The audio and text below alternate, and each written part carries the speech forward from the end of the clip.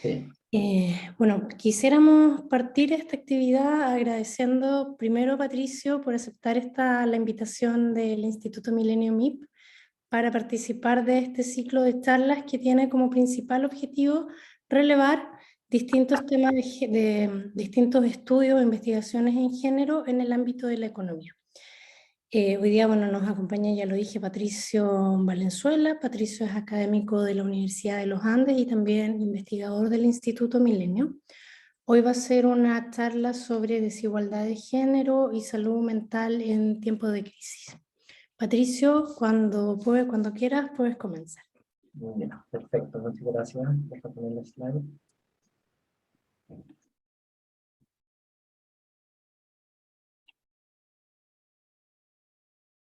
¿Y la ven bien, Marcela? Súper bien. Ya, perfecto. Bueno, muy buenas tardes a todos y a todas. Muchas gracias por participar en este evento. Yo creo que vamos a hablar de un tema súper importante, súper contingente, sobre lo que es la desigualdad de género y la salud mental en tiempos de crisis. Principalmente son estudios que realizamos durante la pandemia, pero que suceden cuando todos tenemos crisis económica y bueno, los tiempos, a pesar de que la pandemia está terminando, estamos en un periodo de alta inflación y probablemente el próximo año va a ser un periodo de muy poco crecimiento. Así es que probablemente estos temas vuelvan a estar en la palestra del próximo año, ¿ya? Siéntanse libres de interrumpirme si alguien quiere conversar, interrumpirme y hacer una pregunta por audio, feliz. Así lo vamos haciendo como una conversación. ¿Ya? La principal motivación de esto es que obviamente tuvimos una crisis sanitaria causada por el coronavirus, pero esta crisis sanitaria se convirtió en una crisis económica, ¿ya? Una crisis económica que no solamente afectó a Chile, sino que afectó a todo el mundo. Y en una crisis económica donde los mercados laborales se vieron muy afectados, ¿ya? Se vieron afectados en el sentido que hubo un aumento del desempleo, una caída de los ingresos y una mayor incertidumbre o fragilidad económica y una mayor fragilidad financiera. La pandemia fue una crisis que no afectó a todos por igual, sino que afectó a ciertos sectores que son particularmente vulnerables de manera más fuerte, exacerbando algunas desigualdades que existían, ¿ya? La pandemia parece haber exacerbado la desigualdad de género al producir una crisis que, diferente a otras crisis, le golpeó particularmente a sectores con una alta proporción de empleo femenino, ¿ya? Cuando hablamos de crisis, por ejemplo, cuando vamos a la crisis del subprime, a la crisis de la deuda que hubo en Estados Unidos, o a la crisis de la deuda que hubo en Europa, son crisis que principalmente afectaron el mercado inmobiliario, el mercado de la construcción, y por lo tanto afectó mucho al empleo masculino.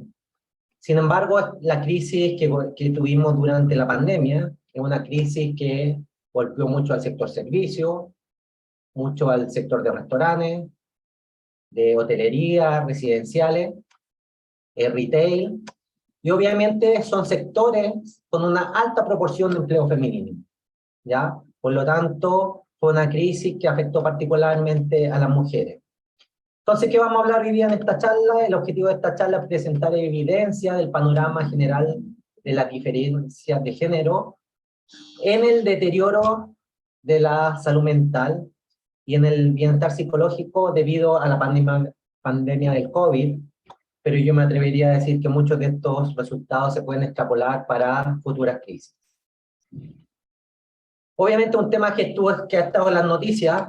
Si vemos acá, puse diferentes noticias que aparecieron en los medios, solamente algunas, hay muchas más, pero vamos leyendo. La brecha de género en salud mental se agudiza. Mujeres presentan más temor a perder el empleo, insomnio, endeudamiento y soledad.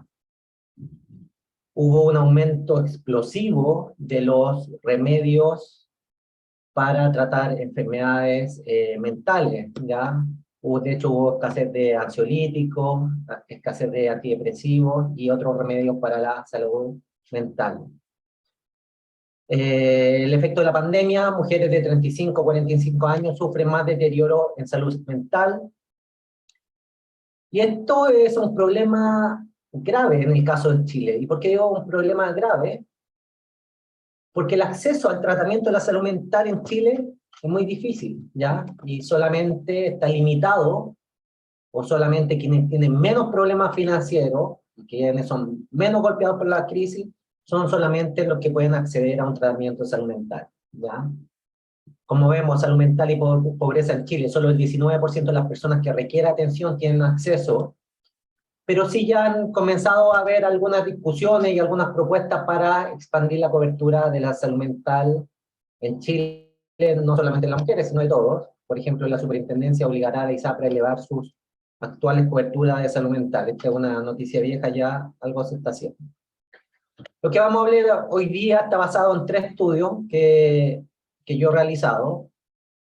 El primero es Gender Inequality and Mental Health During the COVID-19 Pandemic, desigualdad de género y salud mental durante la pandemia por el COVID-19. Fue un estudio publicado en diciembre del año pasado en el International Journal of Public Health. También acá hay otro artículo que acabo de publicar, bueno, eso fue con Florencia Borrecho, que es una experta en economía de la salud. Acabo de publicar en agosto de este año un trabajo que se llama Estrés financiero y bienestar psicológico durante la pandemia.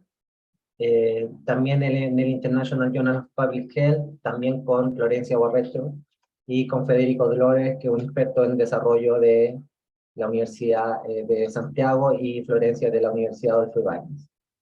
Y finalmente estamos trabajando en un paper que todavía no hemos publicado, que ve la relación entre educación financiera, deuda informal y bienestar. Y para eso utilizamos una muestra de pequeños emprendedores, ¿ya? Entonces, voy a hablar un poco de muchos resultados, pero todos están asociados a estos 3 papers, o a estos 3 estudios. Lo primero y más importante, queremos hablar sobre género y salud mental. Como dije, la pandemia, primero fue la crisis sanitaria produjo una crisis económica donde afectó el empleo, donde un porcentaje importante de la población perdió su empleo. En la muestra que usamos, en el estudio que usamos, en la encuesta que usamos para este estudio, cerca del 20% de las personas perdieron su empleo durante la pandemia. Y como vemos acá, para el caso de las mujeres, en los sectores de menor ingreso, las mujeres fueron más afectadas. ¿Por qué? Porque lo que había dicho anteriormente, probablemente las mujeres de menos ingresos son las que en esta crisis trabajaban en sectores donde la participación femenina era más importante, ¿ya? En el caso de las mujeres de los estratos de mayor ingreso, vemos que los hombres fueron más afectados, probablemente porque muchas veces cuando hay altas ejecutivas que son mujeres, en realidad son muy valiosas en esos cargos y por lo tanto a lo mejor es más fácil que los hombres queden desempleados en los altos cargos en vez de las mujeres en el caso de pandemia, ¿ya? Pero sí en los sectores más vulnerables, las mujeres fueron más golpeadas en términos de un mayor desempleo. Y otra pregunta interesante que hicimos es que le preguntamos a las personas, y esto lo mostramos por género, pero también lo mostramos por nivel de ingresos. Le preguntamos si que en caso de perder su trabajo o su fuente de ingreso principal, ¿tendría ahorro suficiente para cubrir sus necesidades básicas un mes? Y lo que mostramos es que las mujeres en general han tenido menos capacidad de ahorro y tienen menos ahorros para enfrentar una crisis en caso de quedar desempleadas, ¿ya? Esto muchas veces porque las mujeres son jefas de hogar o están a cargo no solamente de los niños, sino de adultos mayores, y por lo tanto, además de tener menor ingreso muchas veces por una brecha en el mercado laboral, se les hace más difícil ahorrar. Y esto hace que sean más vulnerables a un episodio de crisis y por lo tanto potencialmente más afectadas en términos de su bienestar psicológico. Entonces, lo que mostramos en este estudio, acá le voy a mostrar una tabla, pero vamos a hablar con palabras lo que dice. En esta tabla mostramos que las mujeres tuvieron una mayor probabilidad que los hombres, una vez que controlamos por un número importante de variables, tuvieron una mayor probabilidad de perder el desempleo. Habíamos dicho que en promedio 20% de la muerte ha perdido su empleo, pero las mujeres tienen casi 5 puntos porcentuales más que los hombres de perder su empleo, tuvieron durante la pandemia. En términos de ingreso, casi 7 puntos porcentuales de una mayor probabilidad de las mujeres de tener una pérdida en sus ingresos, ¿ya? Pero las mujeres no solamente se vieron afectadas por cómo golpeó al mercado laboral la crisis, sino que también tuvieron que tomar cierta carga de trabajo adicional. Entonces vimos que en términos de, durante la cuarentena, los niños no fueron al colegio, muchos tuvieron que estar en cuarentena, y vemos que hubo una mayor probabilidad del género femenino de tomar mayores labores domésticas, tomar un mayor cuidado de los niños, dedicar más tiempo al cuidado de los niños, y bueno, y el cuidado de las personas mayores, la verdad que ahí no encontramos un efecto que sea estadísticamente significativo, ¿ya? Obviamente sabemos que el cuidado de los niños probablemente lleva más tiempo que el cuidado de los adultos mayores. Entonces, ¿qué queremos decir con esto? Es que las mujeres durante la pandemia se vieron afectadas en términos de empleo, en términos de ingresos y en términos de del trabajo que tuvieron que hacer en el hogar. Y obviamente esto tiene un efecto en términos de salud mental, ¿ya? Si bien es algo esperado, es algo que nosotros cuantificamos en este estudio, y encontramos que efectivamente las mujeres tuvieron una mayor probabilidad, en una magnitud que es estadísticamente significativa, pero también económicamente importante, una mayor probabilidad de tener un mal estado de ánimo, casi un 10%, un 10 puntos porcentuales más de tener problemas para dormir. Durante la pandemia, cerca del 50% de las personas tuvieron problemas para dormir en nuestra encuesta. Entonces, esto refleja un aumento del 20% de problemas para dormir de las mujeres por sobre los hombres. Ya esto siempre es relativo, es decir, estos efectos son de la mujer por sobre el efecto que tuvieron los hombres, si bien la pandemia afectó a ambos.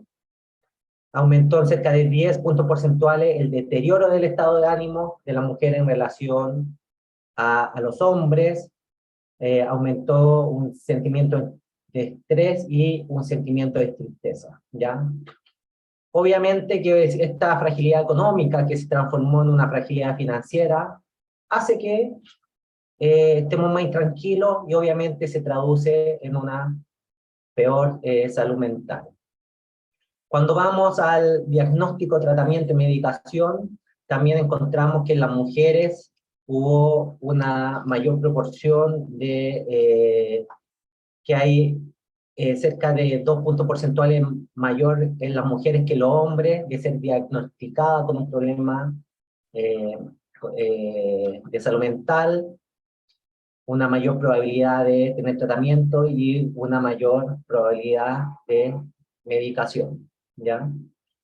Entonces, principalmente acá estoy dando más bien los resultados generales, pero lo que dice en estos resultados que tuvimos una pandemia, una crisis sanitaria, que se tradujo en una crisis económica. Esta crisis económica redujo el empleo y los ingresos y produjo una mayor carga en el hogar, pero esta carga y este efecto sobre el mercado laboral no fue homogéneo para todos, sino que fue más pronunciado en las mujeres, ¿ya? Y al ser este un shock negativo, son las mujeres que trasladan esta fragilidad económica y esta fragilidad financiera a un deterioro de su salud mental y, por lo tanto, a un mayor diagnóstico, tratamiento y medicación en temas mentales, ¿ya? Y acá algo que es importante, pero que muestro de otro paper que no es de género, es el rol que juega la fragilidad financiera en la salud mental. Y lo que mostramos en este otro paper, que estaba enfocado principalmente en temas financieros y salud mental, no tanto en temas de género, vemos que quienes tuvieron una caída de desempleo y una caída de ingresos, que en el paper anterior decimos que las mujeres, o encontramos, efectivamente vemos que las mujeres tuvieron un mayor efecto en desempleo y en caída de empleo, obviamente quienes tuvieron estos shock negativos en el mercado laboral tuvieron más problemas financieros, ¿ya? Quienes cayeron en desempleo durante la pandemia tuvieron un 22% más de problemas para pagar su crédito hipotecario, tuvieron un 17% más de probabilidad de tener problemas para pagar su deuda de consumo. El efecto para bienes, para comprar bienes o pagar bienes de consumo es cerca del 50%, y uno podría decir acá, oye, pero esto es como un poco extraño, la gente tiene más problemas para pagar servicios básicos que para pagar la hipoteca.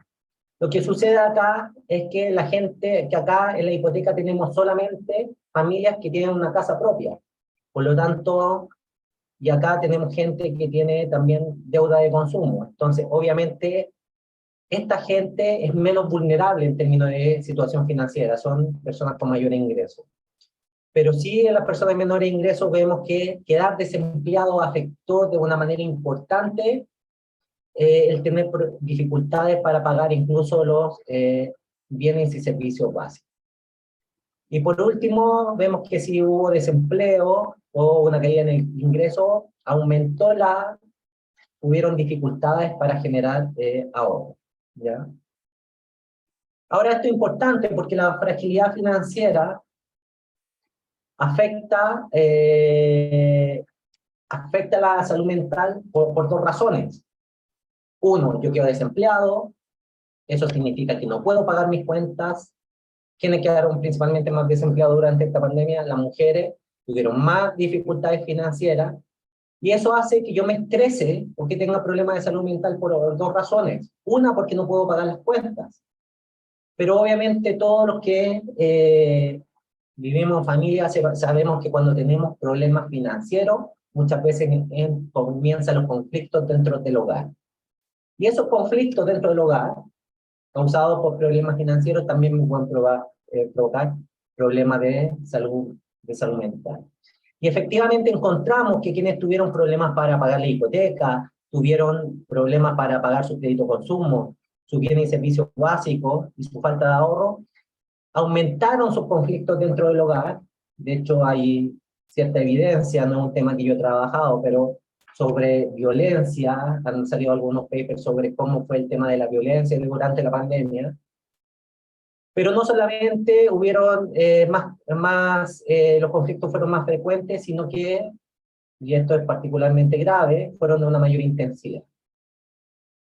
Y nosotros hicimos estas dos preguntas porque en realidad algo que yo no sabía es que uno no puede preguntar, por ejemplo, a una mujer si está siendo maltratada en el hogar, porque pueden haber temas éticos, que si a lo mejor mi esposo me ve respondiendo de cierta manera a una encuesta, eso podría provocar un nuevo conflicto. Entonces esa es la manera en que la gente que era más experta con la que estuve trabajando en estos temas me dice que uno va preguntando primero por conflicto y después por intensidad, pero no pregunta directamente por episodios graves de conflicto, ¿ya?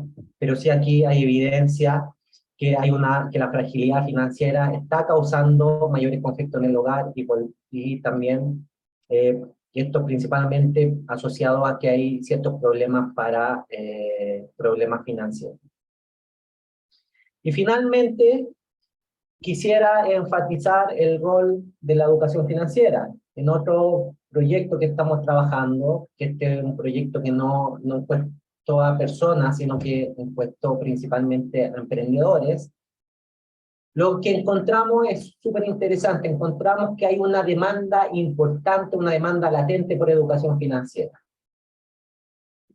¿Quiénes eran los emprendedores que decían que una mayor educación financiera les serviría más para su negocio?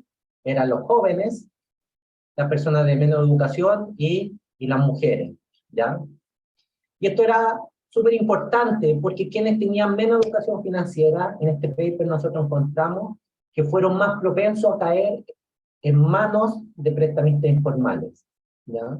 Probablemente, dado que tenían una peor educación financiera, tomaron peores decisiones financieras, probablemente están sobreendeudados o no sabían cómo hacer los trámites en un banco, y eso terminó en que muchos de estos emprendedores, que son muchos trabajadores por cuenta propia, terminaron en cuenta de prestamistas informales, que muchas veces tienen tasas que son exorbitantes.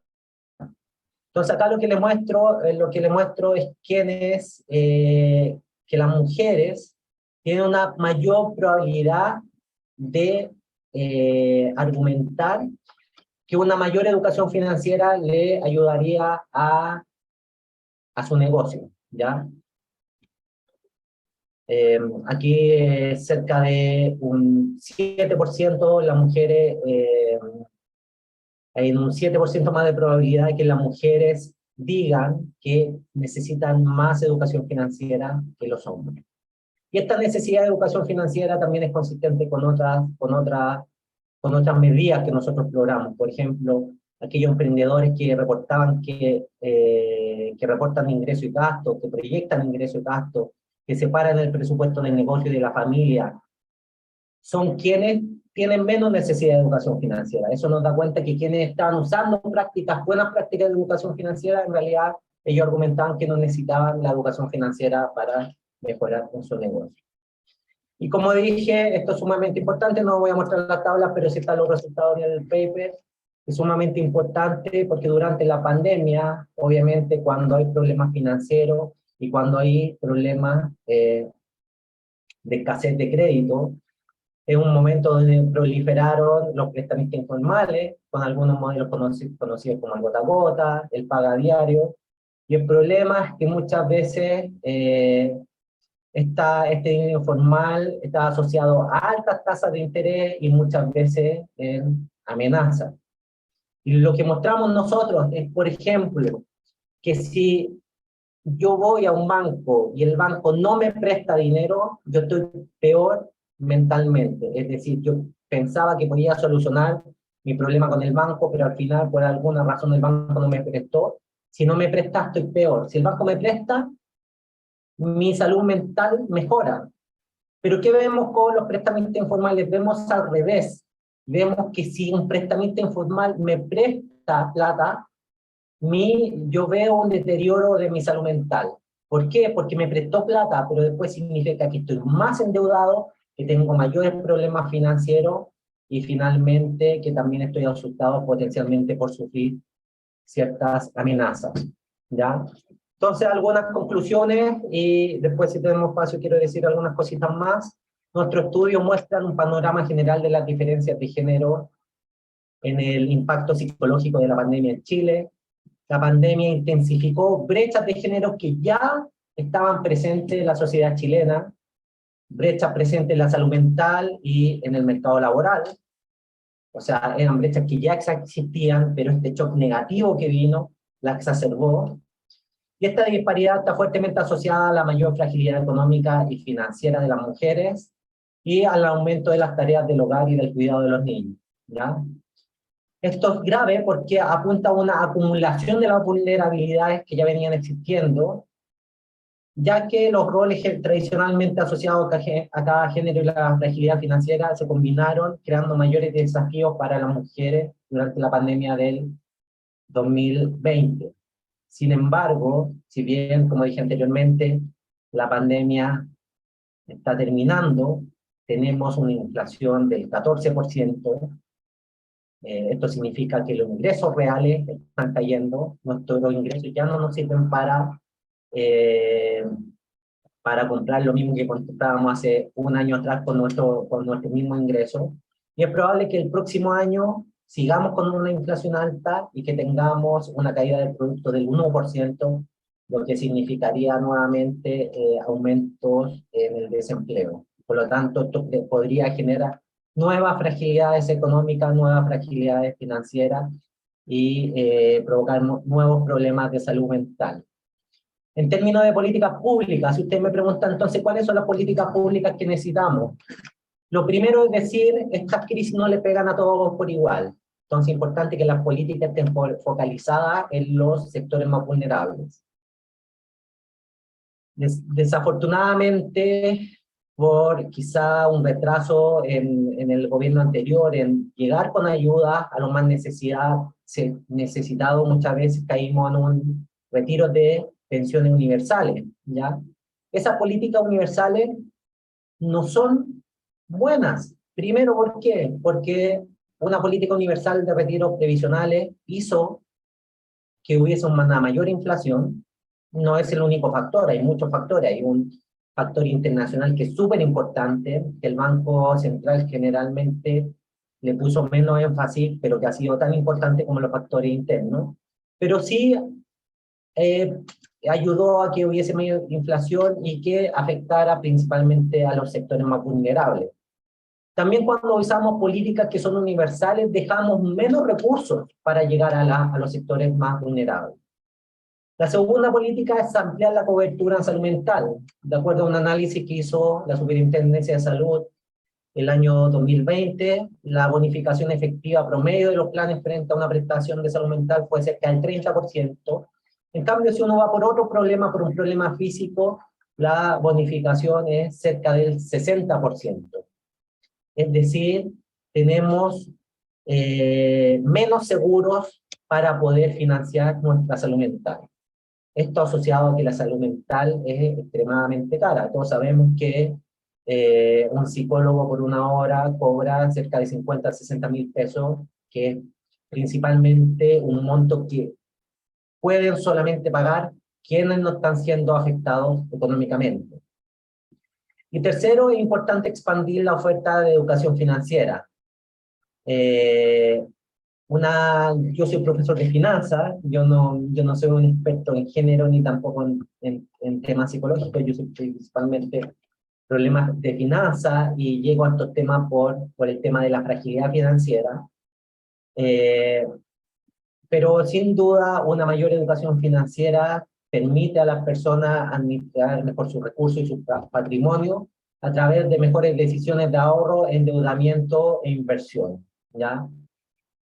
Y en ese sentido hemos visto que en la última década hubo un aumento o un proceso de inclusión financiera que hizo que todos tuviéramos más acceso a productos financieros. Sin embargo, ese proceso no fue de la mano con un proceso de educación financiera. Entonces, muchas veces tenemos productos financieros que no sabemos ocuparlos de la manera más eficiente y finalmente un porcentaje importante de la población termina sobreendeudada y con problemas mentales. Hay que decir que las finanzas no son malas, el endeudamiento no es malo. Lo que es malo es el sobreendeudamiento, ¿ya? Entonces, sí, en los últimos periodos se ha visto de que hay una intención por ampliar la cobertura en salud mental. De hecho, hoy día estaba escuchando que algunos diputados estaban tratando de generar una subsecretaría de salud mental, y también hay iniciativas de educación financiera. Yo personalmente estoy trabajando en varias que, si bien han sido más bien focalizadas, ahora están tratando de ser unas iniciativas que se expandan a nivel nacional. Así que con esto termino mi presentación. Encantado de escuchar cualquier pregunta. Tengo un par de slides más. Si es que hay tiempo después y quieren que le hable, podemos hablar un poquito sobre educación financiera y cómo enfrentar algunos consejos de cómo enfrentar estos periodos de crisis, ¿ya? De crisis financiera, porque parte de la educación financiera hace que seamos menos vulnerables a un periodo de desempleo, o a un periodo de caída de los ingresos, y por lo tanto que seamos menos vulnerables a sufrir una salud mental en un periodo de crisis. Muchas gracias. Muchas gracias, Patricio, por la charla. Como también lo dijo Patricio varias veces, la idea ahora es poder abrir un espacio de preguntas y quienes tienen preguntas y quieran hacerlas en voz alta, los invitamos a partir, levantar su mano para que podamos ir dando la palabra. Ah, y acá hay una pregunta que voy a echar. Sí, hay una pregunta en el chat. No sé si quieres partir por eso, Patricio. Y si es que alguien se quiere animar, mientras tanto puedo partir por esto. ¿Desde qué etapa cree usted que se debería comenzar a implementar la educación financiera? Primero, es importante decir que la educación financiera no es algo de los bancos, de quien tenga plata, sino que son decisiones que todos nosotros tomamos desde pequeños, ¿ya? En la vida cotidiana, desde que queremos ahorrar para un regalo para la Navidad, que queremos pedir un crédito para un emprendimiento, que tenemos que ver cómo financiar la matrícula de nuestros hijos, que queremos ver cómo comprar un auto para un emprendimiento, que en qué periodo me conviene postular un crédito hipotecario, que qué fondo de pensión pongo mi plata. Todas esas son decisiones que todos nosotros tomamos en la vida y las tomamos desde pequeñito, ¿ya? A lo mejor no con el sector financiero, pero sí cuando le pedimos plata a nuestros padres, cuando le pedimos plata para comprar un regalo, cuando queremos ahorrar o cuando queremos hacer un emprendimiento de jugo de limón, de limonada, ¿ya? En ese sentido, es importante comenzar con la educación financiera lo antes posible, ¿ya? Porque lo que pasa es que la educación financiera hay mucha inercia. Alguien que no fue educado financieramente en su niñez probablemente es más difícil que cambie sus hábitos de adulto, ¿ya? Pero si desde chiquitito me inculcaron que el ahorro es una herramienta súper importante que me puede ayudar a enfrentar crisis, o si me enseñaron que si me tengo que endeudar, ¿cómo me endeudo de la manera más barata posible? Eh, Son cosas que a los niños se les van a hacer habituales y de a poco van a ir adquiriendo en su relación con el dinero, ¿ya? Ahora, todos desde chicos tenemos relación con el dinero y en ese sentido, yo cada vez que he hecho clases a estudiantes, es un tema que le apasiona y que le gusta, en realidad hacen muchas preguntas, ¿ya? Así que lo importante es comenzar con la educación financiera, sin duda, a partir de los colegios y a la menor edad, no solamente en los colegios, sino que también en la casa, principalmente inculcando la importancia del ahorro. Genial. Pato, hay otras dos preguntas en el chat, ¿te las leo? Te las voy a Sí. leer las dos juntas. Una es de Francisca Veroiza, que pregunta, ¿qué estrategias desde la psicología laboral se pueden implementar para superar estas brechas? Y la segunda es de Gabriel Oviedo y dice, ¿creen que existe relación entre el trabajo no remunerado en el hogar y las carencias en educación financiera? Eh, bueno, desde la psicología laboral, primero quiero decir que yo no soy un experto en psicología. Toda la semana hablo con un psicólogo, pero no con una psicóloga, pero es porque mi terapia personal, no es porque por temas laborales. Pero sí, obviamente, desde la psicología, yo creo que, por ejemplo, en algún momento escribí una columna de opinión sobre de cómo tratar el tema mental durante la pandemia, ¿ya? Y obviamente había muchas carencias durante la pandemia. La gente no solamente estaba encerrada, sino que no tenía acceso a salir a caminar, no tenía acceso a hacer deporte, no tenía acceso a actividades culturales, ¿ya? Entonces sería importante que muchas veces las carencias económicas o financieras no afecten que nosotros nos podamos distraer o que nos podamos eh, desarrollar o trabajar nuestros problemas mentales, ¿ya? En ese sentido, crear áreas verdes o que la empresa den acceso a hacer deporte o áreas verdes, o que le den acceso, por ejemplo, a actividades culturales a sus trabajadores, es algo que se puede hacer. También muchas veces las empresas ahora están trabajando en contratar a compañías que puedan capacitar a sus trabajadores, por ejemplo, en educación financiera, ¿ya? Si vemos, por ejemplo, el caso de Betterfly, que es una compañía que contrata a la empresa para que le puedan asegurar a sus trabajadores en temas de su relación con el deporte, pero también que le puedan hacer, por ejemplo, educación financiera, ¿ya? Y lo otro, yo creo que en términos de psicología laboral, es cómo preparamos a las mujeres para que sean más resilientes a los shocks negativos que tenemos en el día a día en el mercado laboral. Lo que mostró esta pandemia es que efectivamente las mujeres estaban siendo más vulnerables a un shock negativo, y no todas las mujeres, y mostramos que las mujeres de menores ingresos principalmente. Entonces, ¿cómo preparamos y capacitamos a las mujeres para que sean más resilientes a ciertos shocks? ¿Ya? Porque al final el canal que mostramos, al menos en estos trabajos, es que todo va por el lado de una fragilidad económica y financiera, en el sentido que hay una pandemia y las que tienen un mayor costo en términos de empleo y de caída de los ingresos, en este caso fueron las mujeres, ¿ya?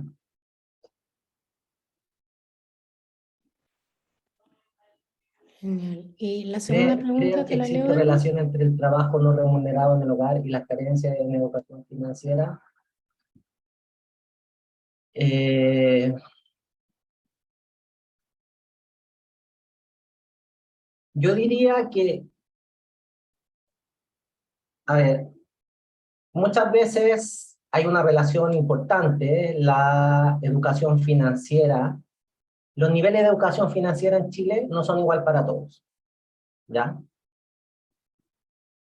Y lo que está haciendo en este momento la educación financiera es exacerbar las desigualdades que existen en el país. ¿Por qué? Porque cuando vamos, por ejemplo, a los resultados de la prueba PISA, los alumnos de más alto ingreso son los que tienen un mayor dominio sobre la educación financiera, ¿ya? Muchas veces no del colegio, sino porque ellos aprendieron de sus propios padres, ¿ya? En el colegio, hace poquito se está incorporando la educación financiera en los colegios. Entonces, al final, ¿eso qué hace? Que las personas que tengan menos recursos, por ejemplo, son quienes tienen menores niveles de educación financiera, por lo tanto, toman peores decisiones, por ejemplo, cuando toman un crédito, no cotizan, cuál es la menor carga anual equivalente, que significa cuál es el crédito más barato. He visto muchas veces que las personas, por su nivel de vulnerabilidad, van a un banco y cuando el banco le acepta un crédito, lo toman como que si el banco le estuviese haciendo un favor, siendo que en realidad es un negocio para el banco y un cliente que se tiene que empoderar. Entonces, muchas veces las personas de menores ingresos tienen menor educación financiera, toman peores decisiones de educación financiera, asumen costos mayores y al final estos costos se traducen en una mayor desigualdad entre quienes tienen más y quienes tienen menos. Entonces, muchas veces el trabajo no remunerado, en el caso de las mujeres, muchas veces está asociado a que su costo de oportunidad es alto, en el sentido que lo que le estaría pagando el mercado laboral es tan bajo que prefieren estar en la casa. Entonces, sí hay una relación entre educación formal y educación financiera. Por otra parte, hace poco escribí una columna de opinión sobre la inflación. Y escribí una columna de opinión sobre la expectativa de la inflación. ¿Y por qué? ¿A raíz de qué escribí esto? De que me di cuenta que este año consistentemente las expectativas del mercado, de los operadores financieros y económicos, estaban subestimando la inflación efectiva. Entonces comencé a ver la literatura y me di cuenta que efectivamente si uno le preguntaba a las mujeres sobre sus expectativas, que había una literatura que mostraba que la expectativa de inflación de la mujer era mucho más alta que la de los operadores financieros. Y es porque muchas veces las mujeres que día a día compran los alimentos tienen una mayor percepción de cómo están subiendo los precios. A modo de investigar, solamente para probar si eso era verdad, hice una encuesta en LinkedIn que contestaron cerca de 1000 personas, y efectivamente la expectativa de inflación de los hogares era mucho más alta que la de los analistas financieros, y por lo tanto estaba más alineada con la verdadera, con la inflación efectiva, ¿ya? Ahora, ¿por qué voy a esto? Es porque alguien que está en la casa y que tiene un trabajo no remunerado, generalmente es quien tiene a cargo no solamente a los niños, a las personas mayores, sino que muchas veces tiene que administrar el presupuesto familiar. Y en este sentido, alguien que tiene poca educación financiera puede administrar, tiene mayores problemas para llevar el presupuesto familiar o para tomar decisiones financieras. Y en ese sentido, vemos que muchas veces las personas que están tomando las decisiones financieras no están tomando las decisiones correctas, y nuevamente esto produce una exacerbación de las diferencias que podrían existir entre las brechas, ¿ya? No sé si hay otra pregunta o que alguien quiera.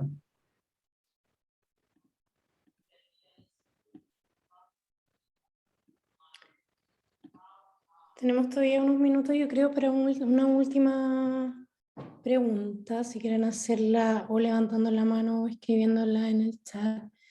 Pero si no, Patricio, también podemos, tú querías retomar unas últimas ideas, ¿o no?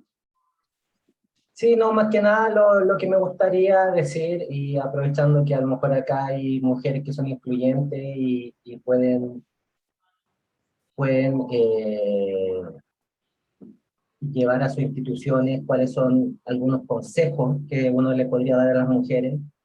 Yo por el lado, sin ser, como dije anteriormente, sin ser psicólogo y no ser un experto en temas de género, pero sí en trabajar en temas de educación financiera, yo diría que por mi lado, cómo uno puede aportar a que se reduzcan estas brechas en temas de salud mental. Es importante que en periodos de crisis, como el de la pandemia o incluso antes, que comenzó con el estallido social, en el caso de algunos emprendedores, después con la pandemia, eh, luego con el aumento de los precios debido a la guerra, y finalmente ahora con el próximo año que vamos a entrar en una recesión, vamos a enfrentar problemas económicos. ¿Cómo podemos hacer para mitigar este efecto económico sobre la salud mental? Lo primero es importante que seamos realistas de nuestra nueva realidad, ¿ya? Nuestros ingresos, estos shocks han hecho muchas veces que nuestros ingresos caigan y que nuestros gastos aumenten. ¿Qué significa? Que lamentablemente nuestra realidad no es la misma hoy día de la realidad que teníamos pre-pandemia. Dado lo anterior, es importante definir prioridades. Significa que debemos dar prioridad a nuestras necesidades más que a nuestros deseos. Y ojalá dejar los deseos para cuando vengan otros periodos que vengan shock positivos. Ya han sido años con muchos shock negativos, pero en algún momento esto tiene que terminar y tienen que venir periodos mejores donde podemos dar o financiar nuestros deseos más que nuestras necesidades, más allá que nuestras necesidades. Por lo tanto, es importante que al momento de gastar debamos preguntarnos cuánto necesito yo lo que quiero comprar y si puedo adquirirlo de otra manera, ya muchas veces reciclando o haciendo convenios con amigos, etc. ¿Ya? Es importante organizar bien los gastos. Para saber mi nueva situación, es importante que yo haga un presupuesto familiar, que registre cuáles son mis ingresos y cuáles son mis gastos. Yo con ello voy a poder definir un gasto máximo y también voy a ver si es que tengo gastos hormigas. ¿Qué son los gastos hormigas? Son pequeños gastos que se acumulan a través del mes y que sumados son un gasto importante. Por ejemplo, si alguien toma el café fuera de la casa, tomarse un café todos los días fuera de la casa, si uno suma eso por 20 días laborales, es un gasto importante, ¿ya? Pero para eso es importante que uno haga un registro, no solamente los gastos grandes, sino que los gastos menores. Generar un presupuesto donde uno define un gasto máximo y fijarse que uno no tiene que tener una carga financiera mayor al 25%. ¿Qué significa esto? Que una vez que yo recibo mi ingreso, que yo pago mi arriendo o el dividendo de mi casa, yo no, de lo que me queda, no pague más del 25% en deudas. Si estoy por sobre el 25%, lo que el Banco Central o el CERNAC financiero diría que estamos sobreendeudados y por lo tanto terminamos pagando más intereses que comprando bienes nuevos. Obviamente el ahorro es importante, aunque sabemos que es difícil en tiempos como ahora poder ahorrar, pero es importante crear un cronograma de ahorro mensual y anual. Hoy día salió la encuesta financiera de hogares del Banco Central, y sí hay un porcentaje importante de personas que está ahorrando. Antes muchas veces se ahorraba para las vacaciones, ahora la gente está principalmente ahorrando por precaución, entonces quizá hay ahí una enseñanza. Y finalmente, si tengo que endeudarme, cotizar el mejor crédito, ¿ya? Y el plazo adecuado. Y en ese sentido está lo que existe la carga anual equivalente, que refleja el costo total de un crédito. Si yo quiero pedir un crédito de 1.000.000 de pesos a 2 años, yo tengo que preguntar en distintas instituciones financieras cuál es la menor TAE. La institución financiera que me ofrece la menor TAE es la que me está cobrando menos por mi crédito. Es decir, que me estoy financiando de manera más barata. Si voy a usar esa plata para comprar algo, equivalente a que yo esté pagando menos por ese producto. Y obviamente adecuar el plazo al que me endeudo, asociarlo al plazo del bien que estoy comprando. Por ejemplo, si me voy a comprar un auto y lo voy a cambiar en 6 años más, está bien endeudarme a 6 años. Pero si quiero cargar mi celular, no está bien que yo cargue el celular pagando a 3 meses, en realidad me voy a gastar eso en 3 meses. O si me estoy endeudando para las vacaciones, que me endeude a 2 años, porque si quiero salir todos los años de vacaciones y me estoy constantemente endeudando a 2 años, voy a terminar sobreendeudado. Y nuevamente decir que las finanzas no son malas, las finanzas son como una espada de doble filo. Me permiten generar oportunidades económicas, pero cuando no las ocupo de manera responsable, me lleva al sobreendeudamiento y en vez de mejorar mi calidad de vida, produce, por ejemplo, problemas de salud mental y afecta nuestro bienestar. Así que con eso quisiera terminar con ese mensaje. Perfecto, muchas gracias Patricio. Yo creo que estamos en la hora, no hay más preguntas tampoco en el chat, así que ya estamos en condiciones de terminar.